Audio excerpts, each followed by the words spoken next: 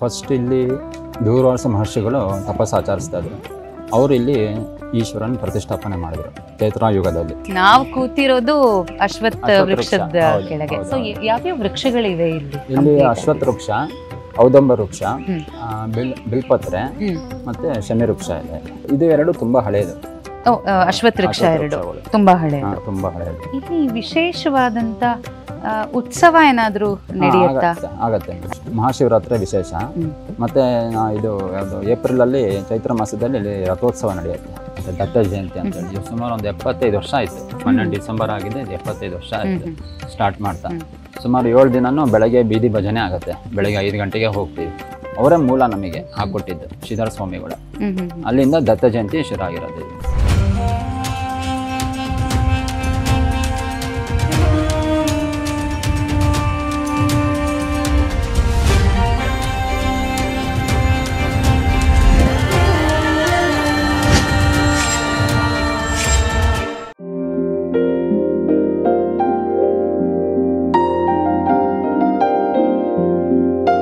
ಶಿವ ಶಿವ ಎಂದರೆ ಭಯವಿಲ್ಲ, ನಾಮಕ್ಕೆ ಸಾಟಿ ಬೇರಿಲ್ಲ, ಶಿವನಾಮಕ್ಕೆ ಸಾಟಿ ಬೇರಿಲ್ಲ ಅಲ್ವಾ?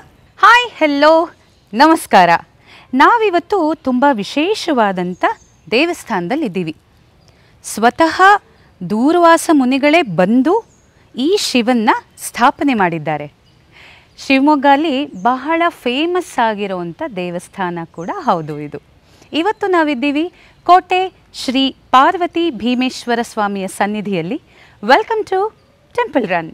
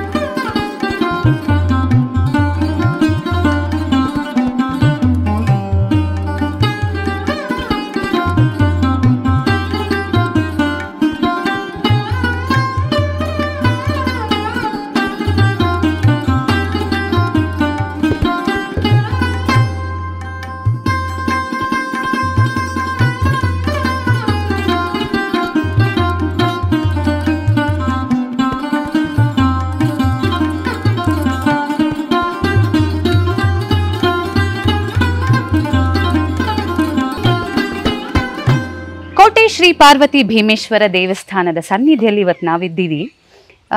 ಇದು ಎಂಥ ಪವಿತ್ರವಾದ ಕ್ಷೇತ್ರ ಗೊತ್ತಾ? ಇದ್ರ ಬಗ್ಗೆ ಒಂದೊಂದು ಮಾಹಿತಿ ನಾನು ಕೇಳ್ತಾ ಇದ್ದರೆ ನನಗಿನ್ನೂ ತಿಳ್ಕೊಳ್ಬೇಕು ಅನ್ನೋ ಕುತೂಹಲಕಾರಿ. ಸೊ ಇಂಥ ಒಂದು ವಿಶೇಷವಾದ ಸ್ಥಳದ ಮಾಹಿತಿಯನ್ನು ಇವತ್ತು ತಿಳಿಸ್ಕೊಳ್ಳೋಕ್ಕೆ ನಮ್ಮ ಜೊತೆ ಇದ್ದಾರೆ ಇಲ್ಲಿನ ಅರ್ಚಕರಾದಂಥ ಶ್ರೀಯುತ ಕುಮಾರಸ್ವಾಮಿಯವರು. ನಮಸ್ಕಾರ. ನಮಸ್ಕಾರ ಮೇಡಮ್. ಭೀಮೇಶ್ವರ ಅಂತ ಹೆಸರು ಯಾಕೆ ಈ ಜಾಗಕ್ಕೆ ಬಂದಿತ್ತು? ಫಸ್ಟ್ ಇಲ್ಲಿ ದೂರ್ವಾಸ ಮಹರ್ಷಿಗಳು ತಪಸ್ಸು ಆಚರಿಸ್ತಾ ಇದ್ರು. ಅವರು ಇಲ್ಲಿ ಈಶ್ವರನ ಪ್ರತಿಷ್ಠಾಪನೆ ಮಾಡಿದ್ರು ಚೈತ್ರಾಯುಗದಲ್ಲಿ. ನಂತರ ಭೀಮಾ ವನವಾಸಕ್ಕೆ ಈ ಕಡೆ ಹಿಂಗೆ ಬರ್ತಾರಲ್ಲ, ಆ ಟೈಮಲ್ಲಿ ಅವರು ಈ ತುಂಗಾ ನದಿ ಇದೆಯಲ್ಲ, ಅಲ್ಲಿಂದ ಅಭಿಷೇಕ ಮಾಡ್ತಾಯಿದ್ರು. ಕೊಡದಲ್ಲಿ ತಂದು ಅಭಿಷೇಕ ಮಾಡ್ತಾಯಿದ್ರು ಇದಕ್ಕೆ ಸನ್ನಿಧಿಗೆ. ಅದಕ್ಕೆ ಭೀಮೇಶ್ವರ ಅಂತ ಹೆಸರು ಬಂತು ಇಲ್ಲಿಗೆ. ಆಮೇಲೆ ನಂತರ ಕ್ರಮೇಣ ಇದಾದಮೇಲೆ ನಮ್ಮಲ್ಲಿ ತಾತ ಅಜ್ಜ ಪೂಜೆ ಮಾಡೋಕ್ಕೆ ಶುರು ಮಾಡಿದ್ರು, ಶೃಂಗೇರಿ ರಾಮಭಟ್ರು ಅಂತೇಳಿ.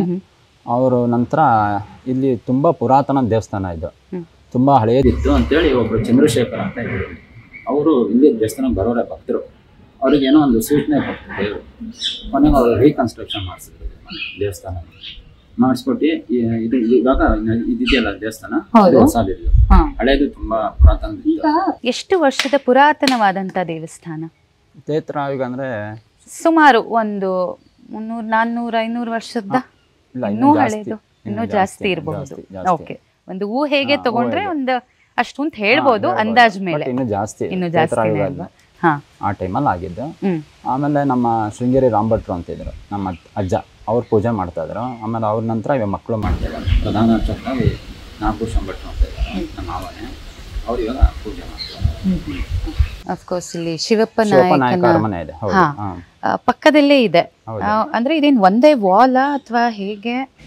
ಮುಂಚೆ ಓಪನ್ ಇತ್ತು ಮೇಡಮ್ ಇದು. ಆಮೇಲೆ ಈ ದೇವಸ್ಥಾನ ಆವರಣಕ್ಕೋಸ್ಕರ ಅಲ್ಲೊಂದು ಕಾಂಪೌಂಡ್ ಕಟ್ಕೊಂಡ್ರು, ಸೇಫ್ಟಿ ಇರತ್ತೆ ಅಂತ ಹೇಳಿ ಅಲ್ಲೆಲ್ಲ. ಅಫ್ಕೋರ್ಸ್ ನಾವು ಕೂತಿರೋದು ಅಶ್ವತ್ಥ ವೃಕ್ಷದ ಕೆಳಗೆ. ಸೊ ಯಾವ್ಯಾವ ವೃಕ್ಷಗಳಿವೆ ಇಲ್ಲಿ? ಇಲ್ಲಿ ಅಶ್ವತ್ಥ ವೃಕ್ಷ, ಔದಂಬ ವೃಕ್ಷ, ಬಿಲ್ಪತ್ರೆ ಮತ್ತೆ ಶಮಿ ವೃಕ್ಷ ಇದೆ. ಇಲ್ಲಿ ಇಷ್ಟು 4 ವೃಕ್ಷಗಳು ತುಂಬಾ. ಬಟ್ ಇದು ಎರಡು ತುಂಬಾ ಹಳೆಯದು. ಅಶ್ವತ್ಥ ವೃಕ್ಷ ಎರಡು ತುಂಬಾ ಹಳೆಯದು. ತುಂಬಾ ಹಳೆಯದು. ಇಲ್ಲಿ ವಿಶೇಷವಾದಂತ ಉತ್ಸವ ಏನಾದ್ರೂ ನಡೆಯುತ್ತಾ? ಆಗತ್ತೆ ಅಂದ್ರೆ ಈ ಪ್ರಾಂಗಣದಲ್ಲಿ ನಾನು ಹೇಳ್ತಾ ಇರೋದು ಮಹಾಶಿವರಾತ್ರಿ ವಿಶೇಷ. ಮತ್ತೆ ಇದು ಯಾವುದು ಏಪ್ರಿಲ್ ಅಲ್ಲಿ ಚೈತ್ರ ಮಾಸದಲ್ಲಿ ಇಲ್ಲಿ ರಥೋತ್ಸವ ನಡೆಯುತ್ತೆ. ಪ್ರತಿ ಅಮಾವಾಸ್ಯೆನೂ ತುಂಬ ವಿಶೇಷವಾಗಿ ನಡೆಯುತ್ತೆ ಪೂಜೆಗಳು, ಧಾರ್ಮಿಕ ಚಟುವಟಿಕೆಗಳು ತುಂಬ ನಡೆಯುತ್ತೆ. ಹಾಗಾಗಿ ಕೆಲವರಿಗೆಲ್ಲ ತುಂಬ ಹಳಬ್ರೆಲ್ಲ ತುಂಬ ನಂಬಿಕೆಯಿಂದ ಬಂದು ಬೇಡ್ಕೊಂಡು ಹೋಗ್ತಾ ಇರ್ತಾರೆ, ಅವ್ರಿಗೆಲ್ಲ ಕೆಲಸ ಆಗಿದೆ. ಎಷ್ಟನೇ ಜನರೇಷನ್ ಇಲ್ಲಿ ಪೂಜೆ ಮಾಡ್ತಿರೋದು? ನಮ್ಮ ತಾತ ಮೀನ್ಸ್ ನಾನು ತರಡೋ ಇರ್ಬೋದು, 3ನೇ ಅವನು. ಯಾಕೆಂದರೆ ನಮ್ಮ ಅಜ್ಜನ ಮಕ್ಕಳು ಇವಾಗ ನಾವು ಅವ್ರ ಜೊತೆ ಇದ್ದೀವಿ, ನಮ್ಮ ಮಾವನ ಜೊತೆ. ಅವರು ನಮ್ಮ ನಾಗಭೂಷಣ ಭಟ್ರು ಅನ್ನಲ್ಲ, ಅವರೇ ಪ್ರಧಾನ ಅರ್ಚಕರು ಇವಾಗ. ಈ ಪ್ರಾಂಗಣದಲ್ಲಿ ಯಾವ್ಯಾವ ಮತ್ತೆ ಬೇರೆ ಮೂರ್ತಿಗಳಿದೆ? ನವಗ್ರಹ ದೇವರಿದೆ, ಮಹಾಗಣಪತಿ ಇದೆ, ಪಾರ್ವತಿ ದೇವಿ ಮತ್ತು ದತ್ತ ಪಾದುಕೆ ಇದೆ. ಇದು ವಿಶೇಷ ಇಲ್ಲಿ. ಮತ್ತು ನಾಗರ ಕಲ್ಲು, ನಾಗರ ಪಂಚಮಿ ದಿನ ತುಂಬ ಇದರಿಂದ ಅಭಿಷೇಕ ಆಗುತ್ತೆ ನಾಗರ ಕಲ್ಲಿಗೆಲ್ಲ. ಕೆಲವರಿಗೆಲ್ಲ ಅಂದ್ಕೊಂಡಿದ್ದೆಲ್ಲ ಆಗಿದೆ, ಕೆಲಸ ಆಗಿದೆ, ಅವರೇ ಬಂದು ಹೇಳ್ತಾರೆ ನಮಗೆ. ಹಂಗಾಗಿ ಜನ ಹೇಳಿ ಕೇಳಿ ಶಿವನ್ ದೇವಸ್ಥಾನ ಪುರಾತನ ಕ್ಷೇತ್ರಯುಗದ ಬೇರೆ. ಅಲ್ಲಿ ಭೀಮನ್ ಮಡುವು ಅಂತಾನು ಹೇಳ್ತಾರೆ, ತುಂಗಾ ನದಿ ಇದೆಯಲ್ಲ, ಅಲ್ಲಿ ಬಂದು ಕೊಡದಿಂದ ಬಂದು ಇಲ್ಲಿ ಅಭಿಷೇಕ ಮಾಡ್ತಾ ಇದ್ದಿದ್ದು ಭೀಮ. ಅದಕ್ಕೆ ಭೀಮೇಶ್ವರ ಅಂತಾನೆ ಹೆಸರು ಬಂದಿದೆ ಅವನಿಂದಾನೆ. ಈಗ ದತ್ತಾತ್ರೇಯರೇ ನೆಲೆಸಿರೋದ್ರಿಂದ ದತ್ತ ಜಯಂತಿ ಇದರದ್ದು ವಿಶೇಷವಾಗಿ ಏನಾದ್ರು ಮಾಡ್ತೀರಾ? ಶ್ರೀಧರ ಸ್ವಾಮಿಗಳು ಅಂತ ಬಂದಿದ್ರು ಇಲ್ಲಿ, ವರದಳ್ಳಿ ಕೇಳಿರ್ಬೋದು ನೀವು, ಸಾಗರದ ಹತ್ರ. ಅವ್ರು ಇಲ್ಲಿ ಬರ್ತಾ ಇದ್ರು ಇಲ್ಲಿ. ಅವ್ರು ಇಲ್ಲಿ ಇದನ್ನು ಸ್ಟಾರ್ಟ್ ಮಾಡಿಸಿದ್ದಂತೆ ದತ್ತ ಜಯಂತಿ ಅಂತೇಳಿ. ಸುಮಾರು ಒಂದು 75 ವರ್ಷ ಆಯಿತು. 12 ಡಿಸೆಂಬರ್ ಆಗಿದೆ, ಇದು 75 ವರ್ಷ ಆಯಿತು ಸ್ಟಾರ್ಟ್ ಮಾಡ್ತಾ. ಸುಮಾರು 7 ದಿನನೂ ಬೆಳಗ್ಗೆ ಬೀದಿ ಭಜನೆ ಆಗುತ್ತೆ. ಬೆಳಗ್ಗೆ 5 ಗಂಟೆಗೆ ಹೋಗ್ತೀವಿ, ಹೋಗ್ಬಿಟ್ಟು ಮತ್ತೆ ಬಂದು ಇಲ್ಲೆಲ್ಲರಿಗೂ ತಿಂಡಿ ವಿತರಣೆ. ಮತ್ತೆ ಭಜನೆ ಎಲ್ಲ ಎಲ್ಲಿ ಮಾಡ್ತೀರಾ? ಬೀದಿ ಅಂದ್ರೆ ಒಂದೊಂದು ಏರಿಯಾದಲ್ಲೂ? ಒಂದೊಂದು ಏರಿಯಾ 7 days. ಒಂದು ವಾರ ಫುಲ್ ಒಂದು ವಾರ ಫುಲ್. ಮತ್ತೆ ಲಾಸ್ಟ್ ದಿನ ಹುಣ್ಣಿಮೆ ದಿವಸ ಎಲ್ಲರಿಗೂ ಪ್ರಸಾದ ವಿನಿಯೋಗ ಇರುತ್ತೆ. ಸುಮಾರು ಜನ ಇರ್ತಾರೆ, 1000 ಜನ ಇರ್ತಾರೆ ಇಲ್ಲಿ. ಅದು ಅವರೇ ಮೂಲ ನಮಗೆ ಹಾಕೊಟ್ಟಿದ್ದು, ಶ್ರೀಧರ ಸ್ವಾಮಿಗಳ. ಅಲ್ಲಿಂದ ದತ್ತ ಜಯಂತಿ ಶುರು ಆಗಿರೋದು ಇದು. ತುಂಬಾ ಎಷ್ಟು ಜನ ಸೇರ್ತಾರೆ ಅವಾಗ ದತ್ತ ಜಯಂತಿ ಟೈಮಲ್ಲಿ? ಮೇಡಮ್ ಲಾಸ್ಟ್ ಡೇ ಮಾತ್ರ ಸುಮಾರು ಜನ ಸೇರ್ತಾರೆ. ಅವತ್ತು ಇಲ್ಲೂ ಒಂದು ದತ್ತ ಜಯಂತಿ ಪ್ಲಸ್ ಅಲ್ಲಿ ದುರ್ಗಮ್ಮ ದೇವಸ್ಥಾನ ತೇರು, ತುಂಬಾ ಜನ ಬರ್ತಾರೆ. ಆ ಕಡೆ ಅವ್ರು ಈ ಕಡೆ ಹೋಗ್ತಾರೆ, ಈ ಕಡೆ ಆ ಕಡೆ ಬರ್ತಾರೆ. ದೊಡ್ಡ ಜಾತ್ರೆನೇ ಅನ್ಸುತ್ತೆ, ಕಾಲಿಡಕ್ಕೂ ಜಾಗ ಇರಲ್ಲ ಪ್ರಾಬಬ್ಲಿ. ಓ ಮೈ ಗಾಡ್, ಸಖತ್ ಜನ ಇರ್ತಾರೆ. ಮತ್ತು ಹಂಗಾಗಿ ಸುಮಾರು ಒಂದು 75 ವರ್ಷ ಆಯ್ತು ದತ್ತ ಜಯಂತಿ ಶುರು ಮಾಡಿ.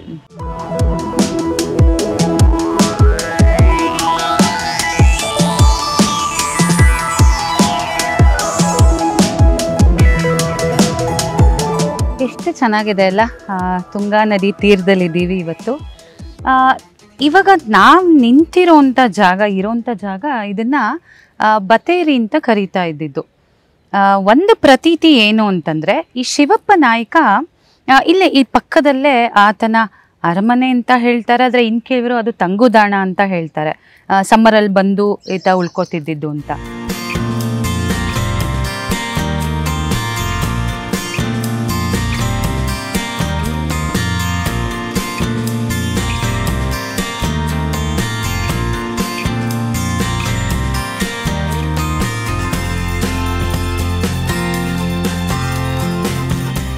ಇಲ್ಲಿನ ವಿಶೇಷವಾದಂಥ ಉತ್ಸವಗಳು ಹಾಗೂ ವಿಶೇಷವಾದಂಥ ಪೂಜೆಗಳ ಬಗ್ಗೆ ತಿಳಿಸ್ಕೊಡೋದಕ್ಕೆ ಇವತ್ತು ನಮ್ಮ ಜೊತೆ ಇದ್ದಾರೆ ಹರೀಶ್ ಅವರು. ನಮಸ್ಕಾರ. ತಾವು ಕೂಡ ಇಲ್ಲಿ ಪೂಜೆ ಮಾಡ್ತೀರಾ ಅನ್ಕೋತೀನಿ. ಎಷ್ಟು ವರ್ಷದಿಂದ ತಾವಿಲ್ಲಿ ಪೂಜೆ ಮಾಡ್ತಿರೋದು? ನಾನು 2015ಕ್ಕೆ ಇಲ್ಲಿಗೆ ಬಂದಿದ್ದಮ್ಮ ನಾನು. ಒಬ್ಬ ಭಕ್ತ ಮೊದಲು 2015ಕ್ಕೆ ಬಂದಿದ್ದು. ಅದರ ಮುಂಚೆ ಶಿವರಾತ್ರಿ ಟೈಮಲ್ಲಿ ರುದ್ರ ಹೇಳಲಿಕ್ಕೆ ಬರ್ತಾ ಇದ್ದೆ ನಾನು. ಆವಾಗ 2015ಕ್ಕೆ ನಾನು ಕೆಲಸ ಬೆಂಗಳೂರಿಂದ ನಿಮಿತ್ತವಾಗಿ ಇಲ್ಲಿಗೆ ಬಂದೆ. ಆವಾಗ ನಮ್ಮ ನಾಗಭೂಷಣ ಭಟ್ರ ಅಂತ ಅಣ್ಣನವರು ಶ್ರೀ ಕೃಷ್ಣಮೂರ್ತಿಯವರು ನಮಗೆ ಒಂದು ಆಫರ್ ಕೊಟ್ಟರು. ನೋಡಪ್ಪ, ಈಗ ಶ್ರಾವಣ ಮಾಸ ಸ್ಟಾರ್ಟ್ ಆಗ್ತಾ ಇದೆ, ರುದ್ರಕ್ಕೆ ಜನ ಬೇಕಾಗತ್ತೆ, ಹೆಂಗೋ ನೀನು ಸುಮಾರು ಶಿವರಾತ್ರಿಗಳಿಂದ ಬರ್ತಾ ಇದೆಯಾ, ಇಲ್ಲೇ ಒಂದು ರುದ್ರ ಹೇಳಲಿಕ್ಕೆ ಒಂದು ಅವಕಾಶ ಆಗುತ್ತೆ, ಬಾರಪ್ಪ ಅಂತ ಹೇಳಿದೆ. ಆ ಒಂದು ಈಶ್ವರನ ಆಶೀರ್ವಾದವೋ ನಾನು ಆವತ್ತಿಂದನೇ ಬರೋಕ್ಕೆ ಸ್ಟಾರ್ಟ್ ಮಾಡಿದೆ. 2015ರಿಂದ ಇವತ್ತಿನವರೆಗೂ ನಾವೇ ಬರ್ತಾ ಇದ್ದೀವಿ. ಆ ಒಂದು ಒಡನಾಟ ಆಗ್ತಿರೋದ್ರಿಂದ ಈಶ್ವರನ ಆಶೀರ್ವಾದದಿಂದ ಸುಮಾರಷ್ಟು ಪೂಜೆ ಪುನಸ್ಕಾರಗಳು ಜಪತಪಗಳನ್ನೆಲ್ಲ ಮಾಡುವಷ್ಟವರೆಗೂ ಬೆಳ್ಕೊಂಡಿದ್ದೀವಿ ಎಲ್ಲ ಒಂದು ಆಶೀರ್ವಾದದಿಂದ. ಈಗ ಆಕ್ಚುಲಿ ಲಿಂಗ ನೋಡ್ತಾ ಇದ್ರೆ ತುಂಬಾ ವರ್ಷದ ಹಳೆಯದು, ಅದನ್ನ ಸ್ಥಾಪನೆ ಮಾಡಿದ್ದ ಅಥವಾ ಉದ್ಭವ ಆಗಿದ್ದ? ಇಲ್ಲಮ್ಮ, ಸ್ಥಾಪನೆ ಮಾಡಿದ್ದೆ. ಬಂದು ಸ್ಥಾಪನೆ ಮಾಡಿದಂತದ್ದು ಕೇಳಿರೋದು. Okay okay. ಮತ್ತೆ ವಿಶೇಷವಾದಂತ ಪೂಜೆಗಳು ಅಂದ್ರೆ ಈಗ ಪಾರ್ವತಿಗೂ ಜೊತೆಗೆ ಅಥವಾ ಶಿವ ಇಬ್ರಿಗೂ ಸೇರಿ ಮಾಡುವಂತದ್ದ ಅಥವಾ ಪ್ರತ್ಯೇಕವಾಗಿ ಈಕೆಗೆ ಒಂದಿನ ಅಥವಾ ಈತನಿಗೆ ಎಲ್ಲ ಭೀಮೇಶ್ವರನಿಗೆ ಜಾಸ್ತಿ ಆಗುವಂತದ್ದೇ. ಇಲ್ಲಿ ವಿಶೇಷವಾಗಿ ಬರುವಂತದ್ದು ಭೀಮನ ಅಮಾವಾಸ್ಯೆಯ ಟೈಮಲ್ಲಿ ಶತವಾರ ರುದ್ರಾಭಿಷೇಕವನ್ನ ಆಗತ್ತೆ. ಇಲ್ಲಿ ಸಾಯಂಕಾಲ ಕಾರ್ಯಕ್ರಮಗಳಿರುತ್ತೆ. ಅದಾಗ್ತಿದ್ದಂಗೆ ಶ್ರಾವಣ ಸೋಮವಾರಗಳು ನಡೆಯುತ್ತೆ. ಶ್ರಾವಣ ಸೋಮವಾರ ನಡೆದಿದ್ದಂಗೂ ಪ್ರಸಾದ ವಿತರಣೆ ಇರುತ್ತೆ. ಹಾಗೆ ಪ್ರತಿ ಅಮಾವಾಸ್ಯೆ ಟೈಮಲ್ಲೂ ವಿಶೇಷ ಪೂಜೆಗಳಾಗತ್ತೆ. ಆ ಟೈಮಲ್ಲೂ ಒಂದು ಪ್ರಸಾದ ವಿತರಣೆ ಇರುತ್ತೆ. ನವರಾತ್ರಿಯಲ್ಲಿ 9 ದಿನನೂ ಸಹ ಅಮ್ಮನವರಿಗೆ ಲಲಿತಾ ಸಹಸ್ರನಾಮ, ತ್ರಿಶತಿ ಅರ್ಚನೆ, ದುರ್ಗಾ ಸಪ್ತಶತಿ ಪಾರಣ ಎಲ್ಲದೂ ನಡೀತಿರುತ್ತೆ ಅಮ್ಮ. ಹಾಗೆ ಕಾರ್ತಿಕ ಮಾಸ ಬಲು ವಿಶೇಷತೆ ಇಲ್ಲಿ. ಕಾರ್ತಿಕ ಮಾಸದಲ್ಲಿ ಕಾರ್ತಿಕ ದೀಪೋತ್ಸವಗಳಾಗ್ತಾ ಇರುತ್ತೆ, ಪ್ರಾಕಾರೋತ್ಸವಗಳಾಗ್ತಾ ಇರುತ್ತೆ. ಸೇವಾಕರ್ತರಿಂದ ಶತವಾರ ರುದ್ರಾಭಿಷೇಕವನ್ನು ಆಗ್ತಾ ಇರುತ್ತೆ. ಕಾರ್ತಿಕ ಅಮಾವಾಸ್ಯೆಯ ಟೈಮಲ್ಲಿ ಇಲ್ಲಿ ಒಂದು ರುದ್ರ ಹೋಮವನ್ನು ಆಗತ್ತೆ. ಅವತ್ತು ಒಂದು ಪ್ರಾಕಾರೋತ್ಸವ ಎಲ್ಲದೂ ನಡೀತಿರತ್ತಮ್ಮ. ಅದಾಗ್ತಿದ್ದಂಗೆ ಶಿವರಾತ್ರಿ ಟೈಮಲ್ಲಿ 4 ಬೆಳಗಿಂದ ಮತ್ತೆ ಇವತ್ತು ಬೆಳಗಿಂದ ನಾಳೆ ಬೆಳಗಿನವರೆಗೂ ಅಖಂಡವಾದಂತಹ ಪೂಜೆಗಳು ನಡೀತಾ ಇರುತ್ತೆ. ಜಾವ ಪೂಜೆಗಳು, ಏಕಾದಶವಾರ ರುದ್ರಾಭಿಷೇಕ, ಶಿವ ಸಹಸ್ರನಾಮ ಇತ್ಯಾದಿ ಪೂಜೆಗಳೆಲ್ಲ ನಡೀತಾ ಇರುತ್ತೆ ಅಮ್ಮ. ಶಿವರಾತ್ರಿ ದಿನ ಶಿವನಿಗೆ ಏನಾದ್ರೂ ಈಗ ಕಲಾವಿದರು ಬಂದು ಸೇವೆ ಮಾಡ್ತಾರ? ಅಂದ್ರೆ ನೃತ್ಯ ಸಮರ್ಪಣೆ, ಸಂಗೀತ ಸಮರ್ಪಣೆನೋ ಮಾಡ್ತಾರಮ್ಮ. ಕಾರ್ಯಕ್ರಮಗಳು ಅದು ನಡೀತಾ ಇರುತ್ತೆ ಅಮ್ಮ.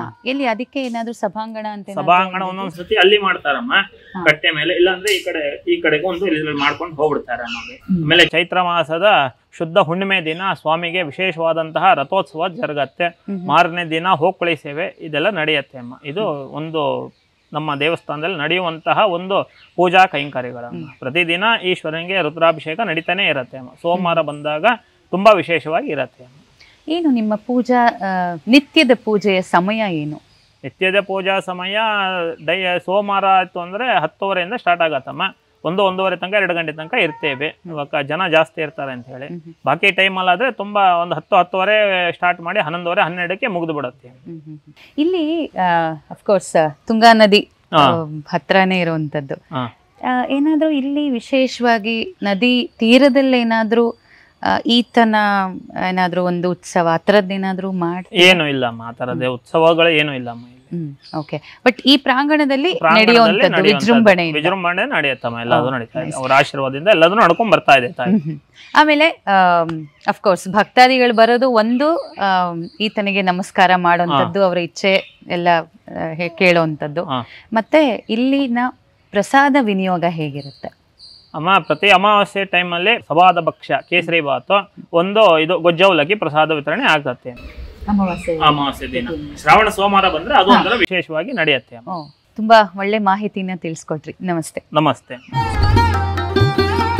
ತಾವೆಲ್ಲರೂ ಕೂಡ ಶಿವಮೊಗ್ಗಕ್ಕೆ ಬಂದಾಗ ತಪ್ಪದೆ ಈ ಭೀಮೇಶ್ವರನ ಸನ್ನಿಧಿಗೆ ಬನ್ನಿ, ಈತನ ಆಶೀರ್ವಾದಕ್ಕೆ ಪಾತ್ರರಾಗಿ ಅಂತ ಹೇಳ್ತಾ ನಾನು ನಿಮ್ಮ ಕನ್ನಡದ ಹುಡುಗಿ ನಮಿತಾ ರಾವ್ ಹಾಗೂ ತೆರೆ ಹಿಂದೆ ವಿಕ್ರಮ್ ಸೂರಿ ಇಬ್ರು ಕೂಡ ಸೈನಿಂಗ್ ಆಫ್. ಅಂಡ್ ನಮ್ಮ ನವಿ ನಿರ್ಮಿತಿ ಚಾನೆಲ್ನ ಲೈಕ್ ಮಾಡಿ, ಶೇರ್ ಮಾಡಿ, ಸಬ್ಸ್ಕ್ರೈಬ್ ಮಾಡಿ ಹಾಗೂ ಬೆಲ್ ಐಕಾನ್ನ ಕ್ಲಿಕ್ ಮಾಡಿ. ನಮಸ್ಕಾರ.